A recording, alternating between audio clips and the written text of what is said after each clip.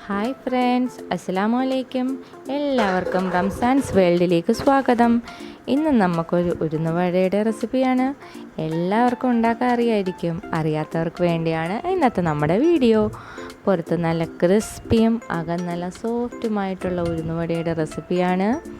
എൻ്റെ ചാനൽ ആദ്യമായിട്ടാണ് കാണുന്നതെങ്കിൽ എല്ലാവരും ഒന്ന് ലൈക്കും ഷെയറും സബ്സ്ക്രൈബും ചെയ്തേക്കണേ.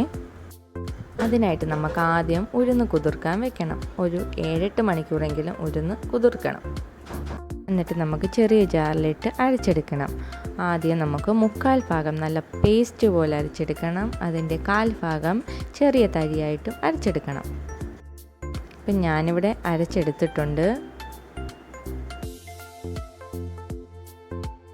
ഇനി നമുക്കതിലേക്ക് ചെറിയ ഉള്ളി അരിഞ്ഞത്, പച്ചമുളക്, ഇഞ്ചി, വറ്റൽമുളക്, കറിവേപ്പില ഇത്രയും ചേർത്ത് കൊടുക്കാം.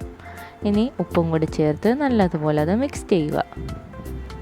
എത്ര കൂടുതൽ ടൈം നമ്മൾ ഉഴുന്ന് കുതിർക്കാനിടുന്നോ അത്രയും നല്ല ക്രിസ്പി സോഫ്റ്റ് ഉഴുന്നുവട നമുക്ക് കിട്ടും. ഇനി നമുക്ക് കൈ വെള്ളത്തിൽ നനച്ച് ഇതേപോലെ ഒരു ചെറിയ ഉരുള എടുത്ത് നമ്മുടെ തള്ളവിരൽ വെച്ച് നടുക്കൊന്ന് ചെറിയ ഹോളിട്ട് നമുക്ക് ഫ്രൈ ചെയ്തെടുക്കാം.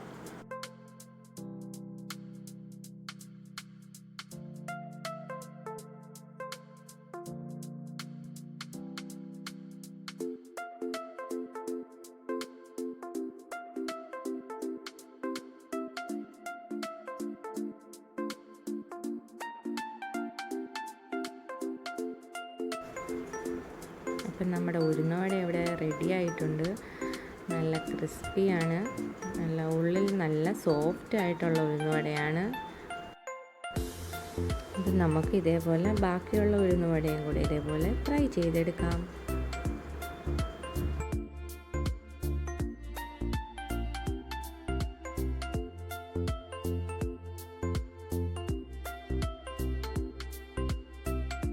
എല്ലാ ഉഴുന്നുവട ഇതേപോലെ ഫ്രൈ ചെയ്തെടുത്തിട്ടുണ്ട്.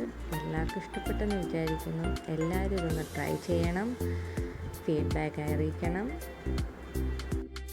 ഇനി നമുക്ക് മറ്റൊരു വീഡിയോയുമായി വീണ്ടും കാണാം. അതുവരെയും എല്ലാവർക്കും ബൈ ബൈ.